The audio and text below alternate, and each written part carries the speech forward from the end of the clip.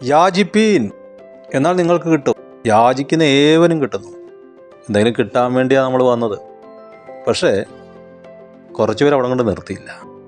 അവരന്വേഷിക്കാൻ തുടങ്ങി. എവിടെ അന്വേഷിക്കാൻ തുടങ്ങി?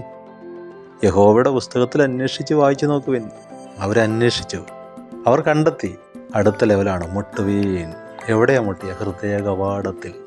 എന്തിനാ മുട്ടുന്നത്? പുറത്ത് വരുന്ന ആളെ വിളിക്കുന്നതാണ് അപ്പാ.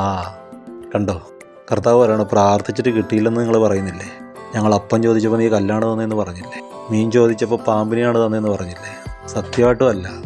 നിങ്ങൾ പ്രാർത്ഥനയിൽ സ്ഥിരതയുള്ളവരാകുവാൻ, നിങ്ങൾ യഹോവയുടെ പുസ്തകത്തിൽ അന്വേഷിക്കുവാൻ, നിങ്ങൾ മുട്ടേണ്ടടുത്ത് മുട്ടാനാണ് ഞാൻ ഈ കാര്യങ്ങൾ ചെയ്തത്.